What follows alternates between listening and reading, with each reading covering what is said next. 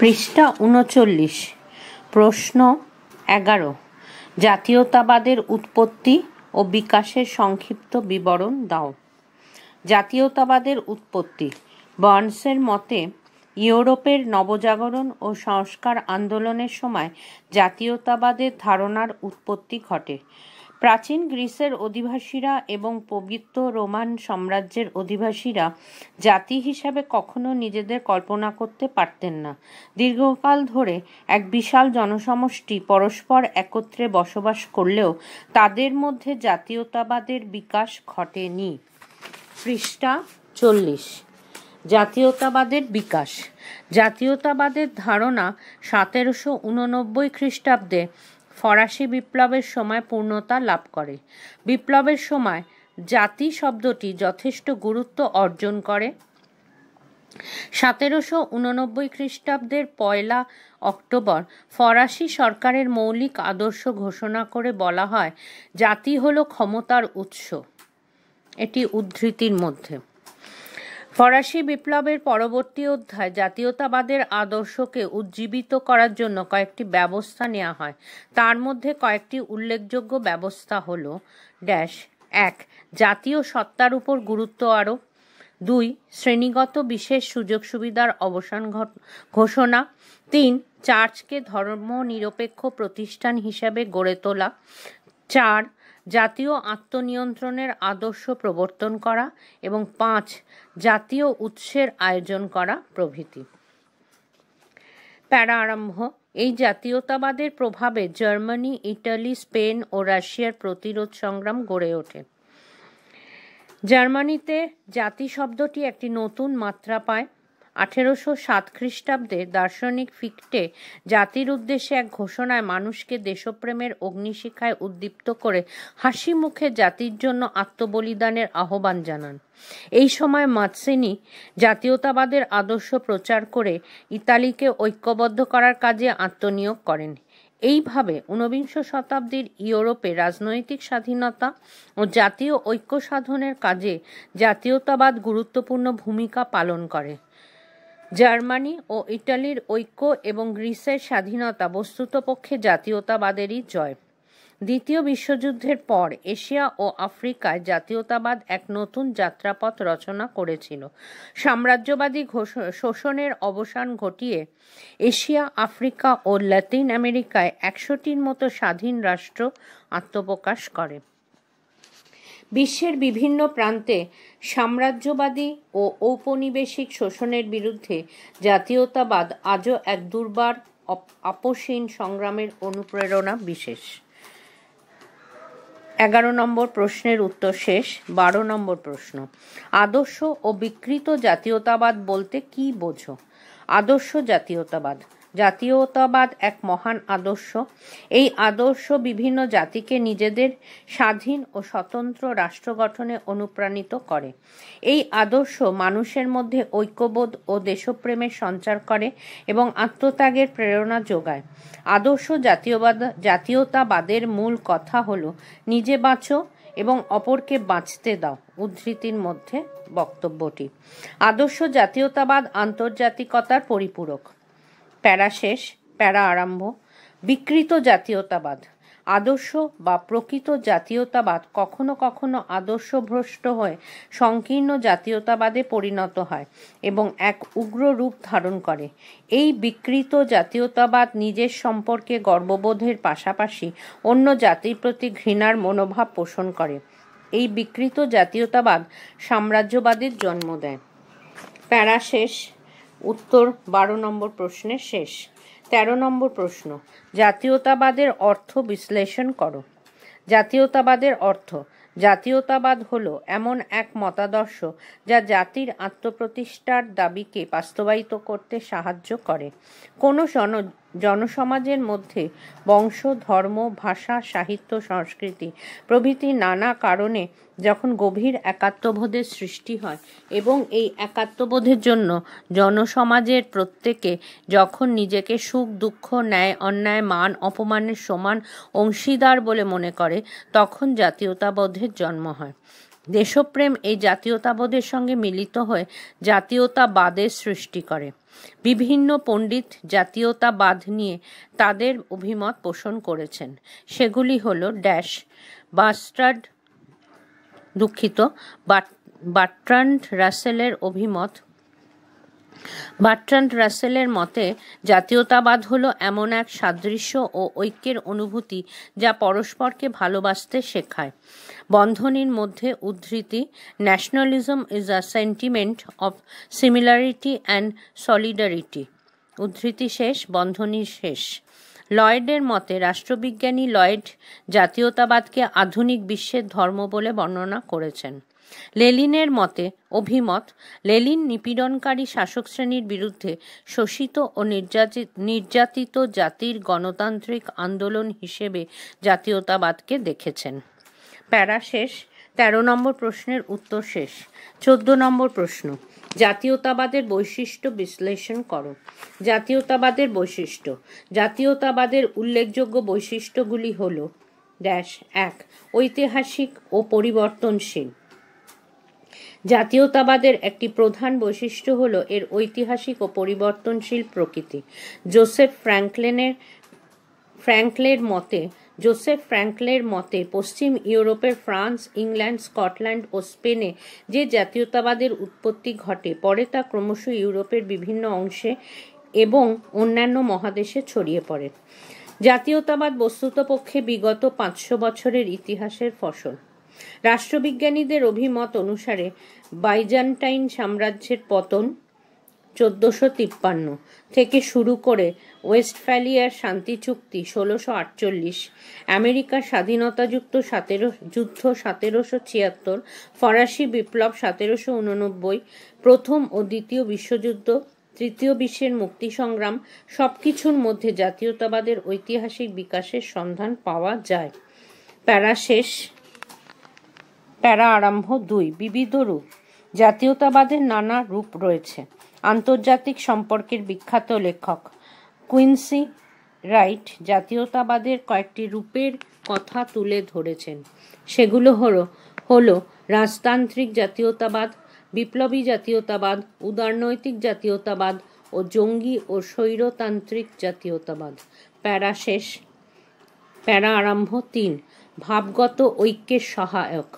জাতীয়তাবাদের প্রকৃতি বিশ্লেষণ করতে গিয়ে রাষ্ট্রবিজ্ঞানীরা একটি ভাবগত বা মানসিক ঐক্যের ধারণা বলে বর্ণনা করেছেন। 3 নম্বর, ভাবগত ঐক্যের সহায়ক। আবার পড়ছি, জাতীয়তাবাদের প্রকৃতি বিশ্লেষণ করতে গিয়ে রাষ্ট্রবিজ্ঞানীরা একে একটি ভাবগত বা মানসিক ঐক্যের ধারণা বলে বর্ণনা করেছেন।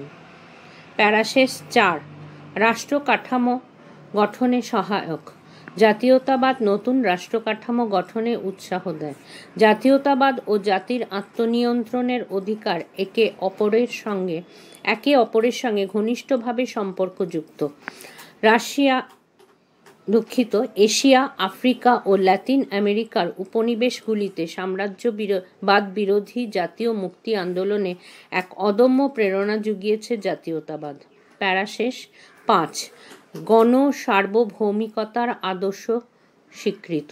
জাতীয়তাবাদের মতাদর্শে গণ সার্বভৌমিকতার তত্ত্বের প্রতি গুরুত্ব আরোপ করা হয়।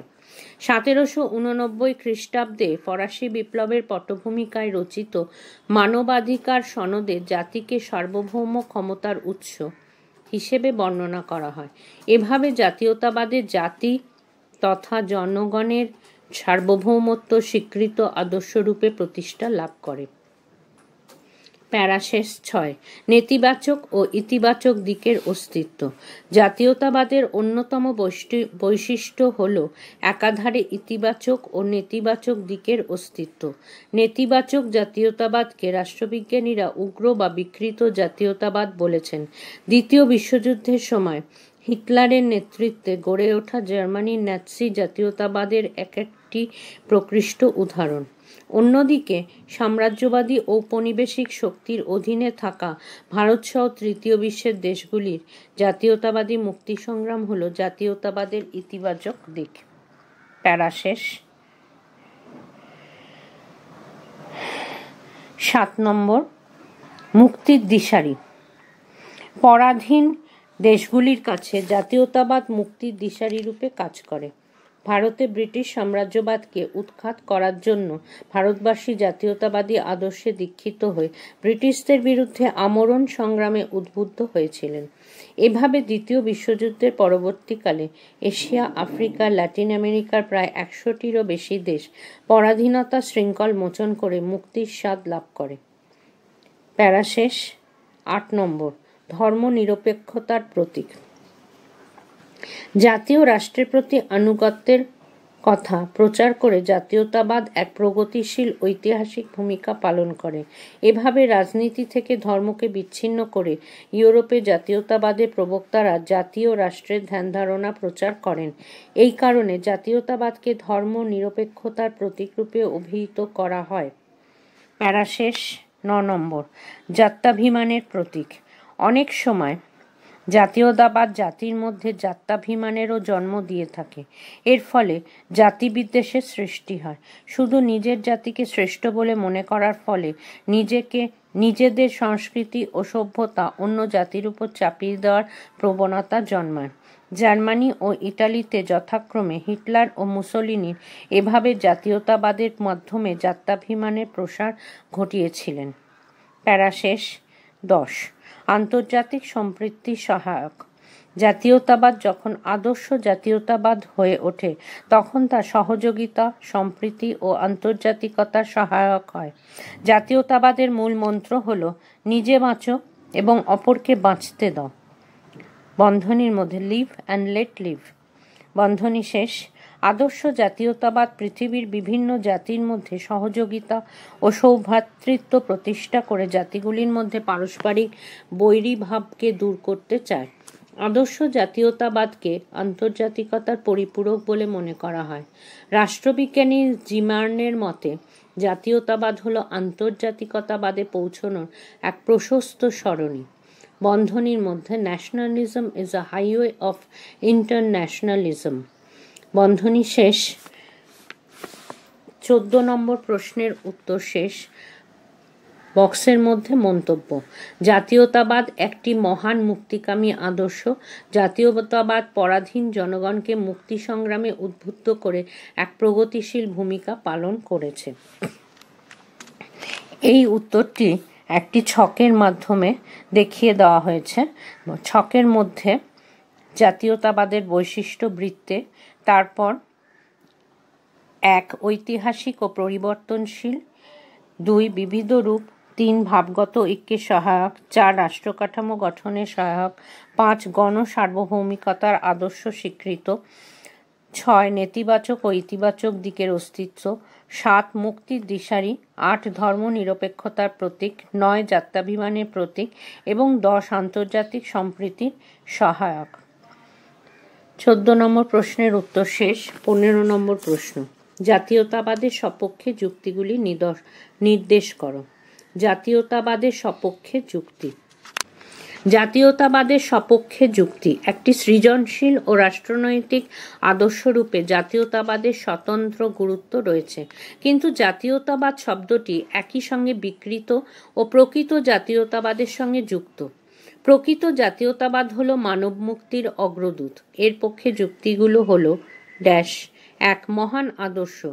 এক মহান আদর্শরূপে প্রকৃত জাতীয়তাবাদ সমগ্র জাতিকে দেশপ্রেমে উদ্বুদ্ধ করে দেশের জন্য আত্মত্যাগ করতে অনুপ্রেরণা যোগায়। জাতীয়তাবাদী আদর্শে উদ্বুদ্ধ হয়ে পরাধীন জাতিগুলির মুক্তির জন্য আমরণ সংগ্রামে অনুপ্রাণিত হয়। ভারতে ব্রিটিশ সাম্রাজ্যবাদকে উৎখাত করার জন্য ভারতবাসীরা জাতীয়তাবাদী আদর্শে দীক্ষিত হয়েছিলেন।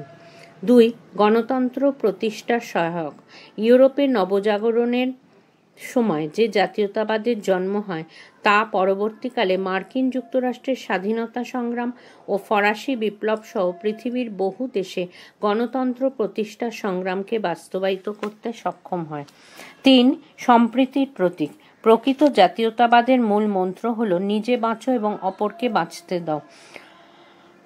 বন্ধনীর মধ্যে লিভ অ্যান্ড লেট লিভ। বন্ধনী শেষ। জাতীয়তাবাদ বিভিন্ন জাতির কাছে সংঘর্ষ ও সংঘাতের বদলে সহযোগিতা ও সম্প্রীতির বাণী পৌঁছে দেয়। পৃষ্ঠা 42। 3 প্যারা শেষ। 4 মানব সভ্যতার বিকাশের সহায়ক। জাতীয়তাবাদের জনক ইতালির ম্যাৎসিনির মতে আদর্শ জাতীয়তাবাদ পৃথিবীর বিভিন্ন জাতির অন্তর্নিহিত গুণাবলীর বিকাশ ঘটায়, মানব সভ্যতাকে সমৃদ্ধ ও বিকশিত হতে সাহায্য করে। প্যারা শেষ।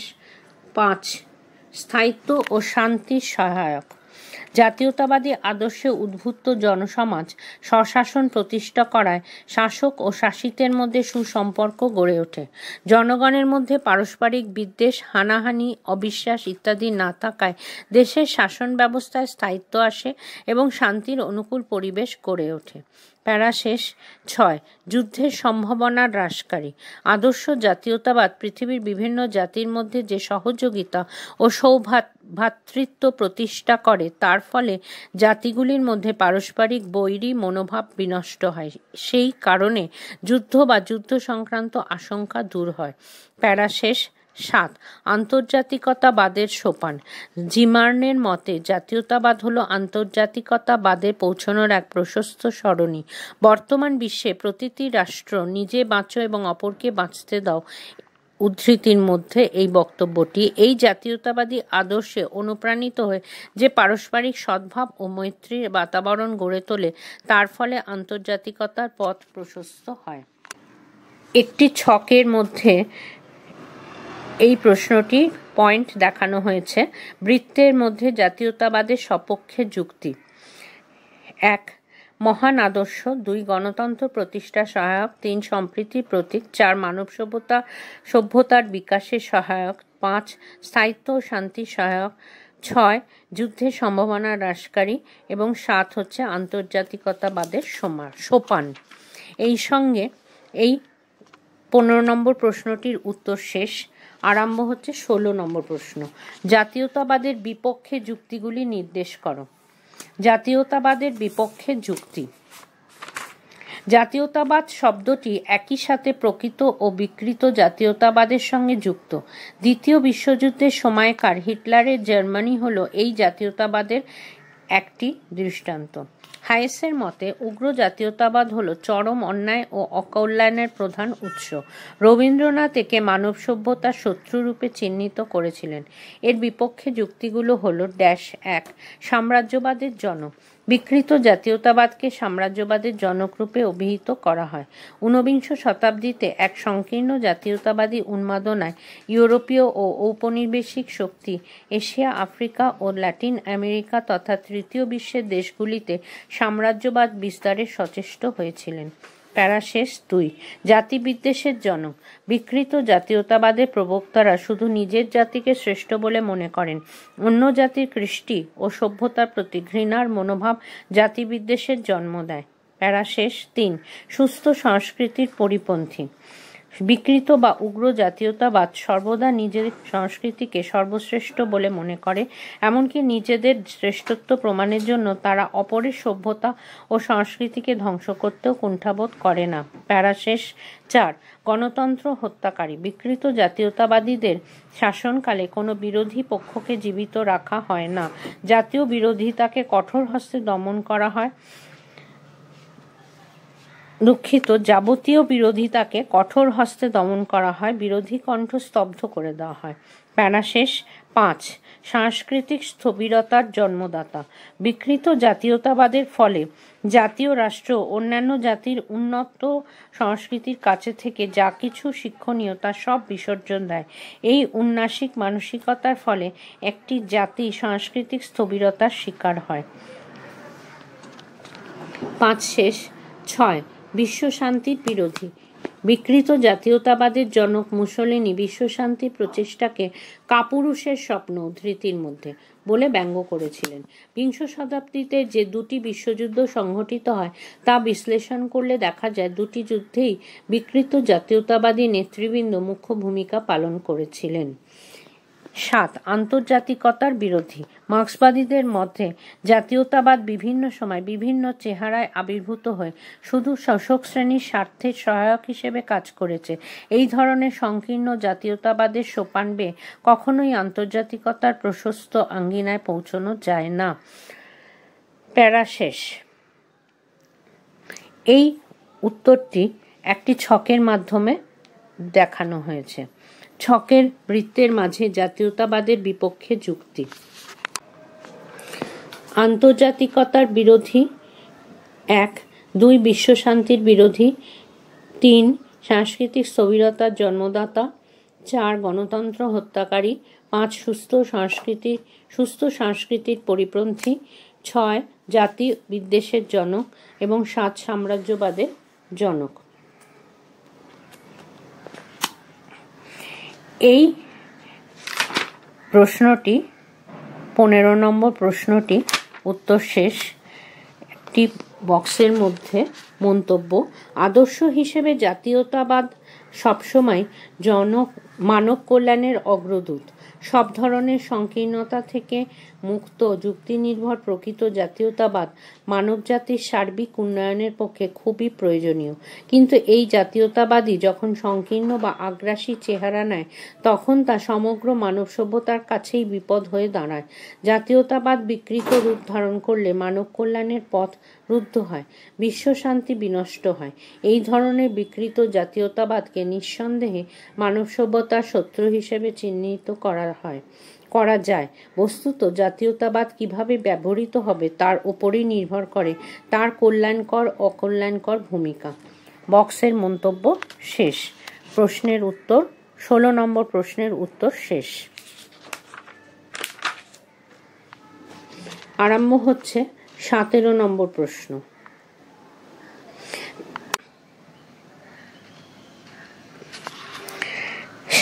নম্বর প্রশ্নটি: তৃতীয় বিশ্বের জাতীয়তাবাদের বৈশিষ্ট্য ব্যাখ্যা করো। তৃতীয় বিশ্বের জাতীয়তাবাদের বৈশিষ্ট্য। তৃতীয় বিশ্ব নামটি প্রথম ব্যবহৃত হয়েছিল 1952 খ্রিস্টাব্দে। দ্বিতীয় বিশ্বযুদ্ধের পর এশিয়া, আফ্রিকা ও ল্যাটিন আমেরিকার সদ্য স্বাধীনতাপ্রাপ্ত দেশগুলিকে একসঙ্গে তৃতীয় বিশ্ব আখ্যা দেওয়া হয়েছিল। প্রথম বিশ্ব অর্থাৎ উন্নত ধনতান্ত্রিক দেশগুলি এবং দ্বিতীয় বিশ্ব অর্থাৎ সমাজতান্ত্রিক দেশগুলি থেকে এদের পার্থক্যকে স্পষ্ট করার জন্যই এই নামকরণ করা হয়। তৃতীয় বিশ্বের দেশগুলিতে জাতীয়তাবাদী ধ্যানধারণা প্রসারিত হয়েছিল উপনিবেশ বিরোধী আন্দোলনের মাধ্যমে। রাজনৈতিক ধারণা হিসেবে ইউরোপের জাতীয়তাবাদ ও তৃতীয় বিশ্বের জাতীয়তাবাদের মধ্যে মৌলিক কোনো পার্থক্য নেই। তবে তৃতীয় বিশ্বের জাতীয়তাবাদের কতগুলো বৈশিষ্ট্য আছে, যথা: 1. সাম্রাজ্যবাদ বিরোধী। ইউরোপের জাতীয়তাবাদের প্রসার ঘটেছিল নবজাগরণের মাধ্যমে এবং জাতিরাষ্ট্র গঠনের মাধ্যমে তা পরিপূর্ণতা লাভ করেছিল। কিন্তু তৃতীয় বিশ্বের দেশগুলিতে জাতীয়তাবাদের বিকাশ ঘটেছিল সাম্রাজ্যবাদ বিরোধী আন্দোলনের মধ্যে দিয়ে। এর ফলে তৃতীয় বিশ্বের দেশগুলিতে জাতি রাষ্ট্র গঠনে জাতীয়তাবাদ ব্যর্থ হয়েছে। প্যারা শেষ। 2. ধর্মীয় প্রভাবযুক্ত। তৃতীয় বিশ্বের দেশগুলি দীর্ঘদিন ঔপনিবেশিক শাসনের অধীনে ছিল। ঔপনিবেশিক শাসনের অধীনে থাকার ফলে ওইসব দেশগুলিতে মধ্যযুগীয় ধ্যানধারণা অক্ষুণ্ণ থেকেছে। এর একটি বড় লক্ষণ হল জাতীয় জীবনে ধর্মের প্রভাব। এ কারণে তৃতীয় বিশ্বের জাতীয়তাবাদী ধ্যানধারণা ধর্মীয় প্রভাবমুক্ত হতে পারেনি। ফলে জাতীয়তাবাদ তার ঐক্যবদ্ধ রূপ প্রকাশ করতে পারেনি। প্যারা শেষ। 3. গোষ্ঠীগত ভেদাভেদ। গোষ্ঠীগত ভেদাভেদ তৃতীয় বিশ্বের জাতীয়তাবাদের অন্যতম বৈশিষ্ট্য। বিভিন্ন গোষ্ঠী তাদের গোষ্ঠীগত প্রভাব ও স্বাতন্ত্র্যের মনোভাব ত্যাগ করতে না পারার ফলে বিভিন্ন গোষ্ঠীর মধ্যে ঐক্যবদ্ধ চেতনার বহিঃপ্রকাশ ঘটেনি। ফলে এক সামগ্রিক জাতীয়তাবাদের পরিবর্তে তৃতীয় বিশ্বের দেশগুলিতে আঞ্চলিক জাতীয়তাবাদ প্রশ্রয় পায়। প্যারা শেষ। 4. ভাষাগত বৈচিত্র্য।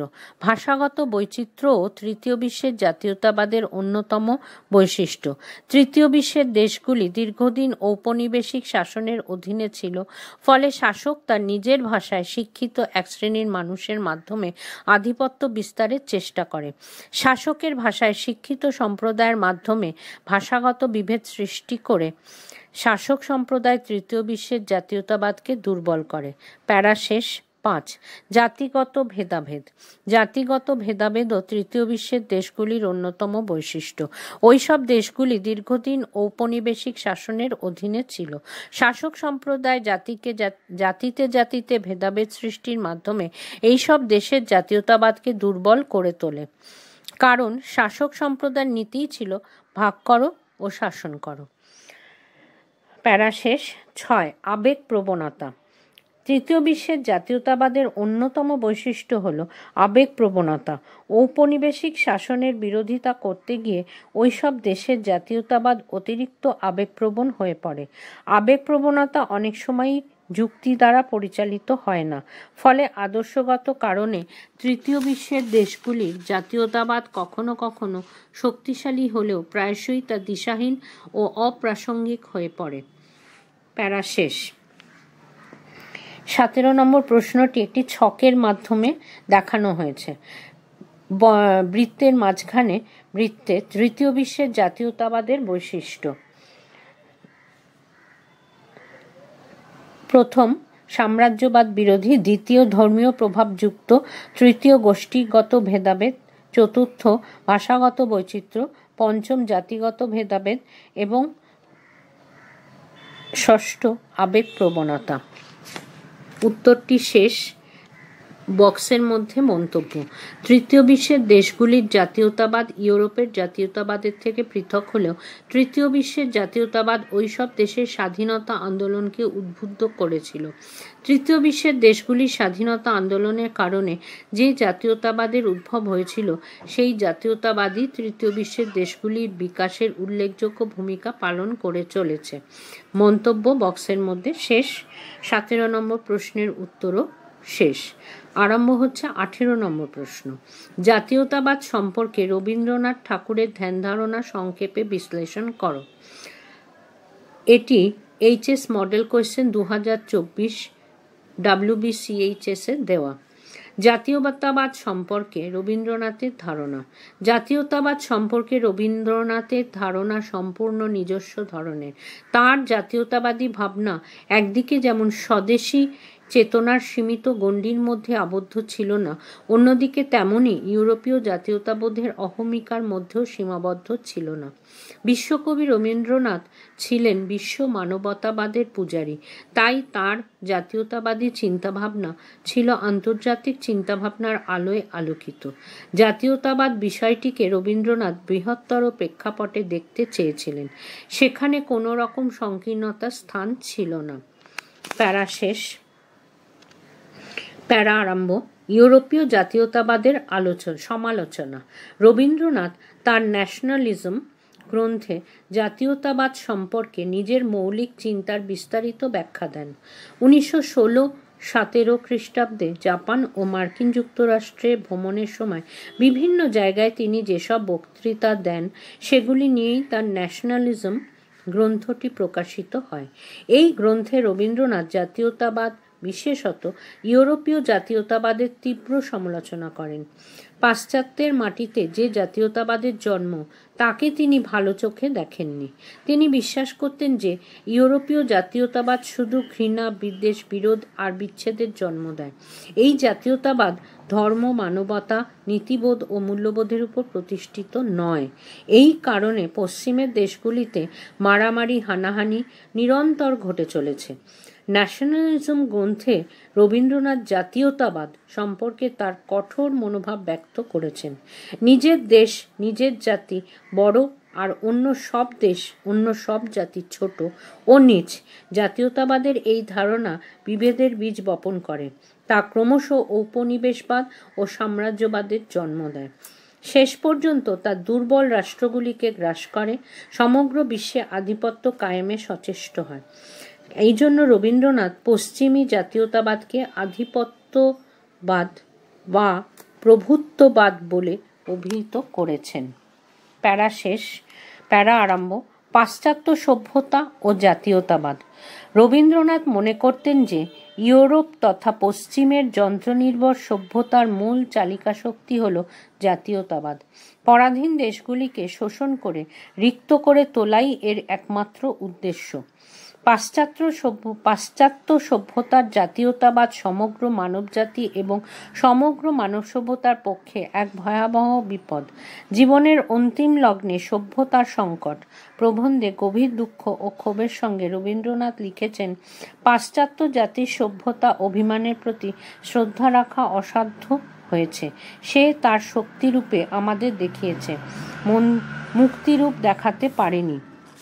জীবনের প্রথম আরম্ভে সমস্ত মন থেকে বিশ্বাস করেছিলুম ইউরোপের অন্তরের সম্পদ এই সভ্যতার দানকে, আর আজ আমার বিদায়ের দিনে সে বিশ্বাস একেবারে দেউলিয়া হয়ে গেল। সমগ্র বক্তব্যটি একটি উদ্ধৃতির মধ্যে। প্যারা শেষ, প্যারা আরম্ভ। জাতি ও জাতীয়তাবাদ। রবীন্দ্রনাথ তার উদ্ধৃতির মধ্যে শিক্ষার মিলন উদ্ধৃতি শেষ প্রবন্ধে একদা স্পষ্টভাবে বলেছেন যে জাতি বা নেশন গঠিত হয়েছে সত্যের জোরে, কিন্তু জাতীয়তাবাদ বা ন্যাশনালিজম সত্য নয়। তার মতে জাতীয়তাবাদ এমন এক ধরনের দুর্বুদ্ধি যেখানে দেশের আত্মম্ভরিতা প্রকাশ পায়, ও এমন এক রিপু যেখানে সকলের দিকে নয় নিজের দিকেই টান বেশি থাকে। প্যারা শেষ, প্যারা আরম্ভ। জাতির চেয়ে মানুষ বড়। মানবতাবাদী রবীন্দ্রনাথের কাছে জাতির চেয়ে মানুষই ছিল বড়, তাই তিনি জাতি পুজোর কঠোর বিরোধিতা করেছেন। রবীন্দ্রনাথ বিশ্বাস করতেন যে জাতীয়তাবাদের প্রভাবে মানুষের মধ্যে যে বিচ্ছিন্নতা সৃষ্টি হয় তাতে মনুষ্যত্বের অবক্ষয় ঘটে। জাতীয়তাবাদী ধারণা ব্যক্তি মানুষকে বলি দেয়। এখানে মানুষের সৃজনশীল সত্তার স্বাধীন বিকাশ ঘটে না, ব্যক্তি মানুষ নেশনের অধীনে যন্ত্রে পরিণত হয়। জাতীয়তাবাদের জাতীয় পরিমাণ যে আবেগ মানুষের মনে বিভেদের সৃষ্টি করে তা ক্রমশ মানুষকে দানবে পরিণত করে। মানুষের যাবতীয় শুভচিন্তা, শুভচেতনা সব ধ্বংস হয়ে যায়। এভাবে জাতীয়তাবাদ মানব সভ্যতার সংকট ডেকে আনে। প্যারা শেষ, প্যারা আরম্ভ। ভারতীয় জাতীয়তাবাদ। রবীন্দ্রনাথ সতর্ক করে দিয়ে বলেছিলেন, পশ্চিমী জাতীয়তাবাদ পশ্চিমী সভ্যতার এই পথ কখনোই ভারতবর্ষের পথ হতে পারে না। ভারত কখনোই পাশ্চাত্যের ধারণায় নেশন বা জাতি ছিল না। ভারতের জাতি সম্পর্কিত সমস্যা থাকলেও তা রাষ্ট্রশক্তির দ্বারা নিয়ন্ত্রিত ছিল না। ভারতের সামাজিক ব্যবস্থা তাকে নিয়ন্ত্রণে রেখেছিল। তাই নানা যোদ্ধা জাতি ভারতে এসেছে, কিন্তু তারা কেউ ভারতের সমাজ ব্যবস্থাকে স্পর্শ করতে পারেনি। রবীন্দ্রনাথ নিশ্চিত ছিলেন যে নেশন বা ন্যাশনালিজমের উগ্র উন্মাদনার দানবীয় রূপ কখনো ভারতের কাম্য হতে পারবে না। ভারতের কাম্য হল মহত্তম মানবিক ও আধ্যাত্মিক ঐক্য উদ্ভূত এক বিশ্বজনীন আদর্শের দেশ। প্যারা শেষ, উত্তর শেষ। বক্সের মধ্যে মন্তব্য। সমকালীন পৃথিবী যে সময় উগ্র জাতীয়তাবাদের উন্মাদনায় উপনিবেশবাদী সাম্রাজ্যবাদের উদ্যোগ্র কামনায় মেতে উঠেছিল, সে সময় রবীন্দ্রনাথের সমগ্র মানবজাতির ঐক্য চেতনার কথা ভেবেছিলেন। তার লক্ষ্য ছিল মানবজাতির আত্মিক সৌহার্দ্য ও ভ্রাতৃত্বের মেলবন্ধন। তাই রবীন্দ্রনাথ তার জাতীয়তাবাদ সম্পর্কিত ধারণায় নিজের জাতির মধ্যে সকল জাতির এবং সকল জাতির মধ্যে নিজের জাতির সত্য রূপটিকে তুলে ধরতে চেয়েছিলেন। মন্তব্য শেষ বক্সের মধ্যে, এবং 18 নম্বর প্রশ্নের উত্তরটিও শেষ। এই সঙ্গে শেষ হলো সংক্ষিপ্ত উত্তরধর্মী টাইপ 2 প্রশ্নের উত্তরগুলি।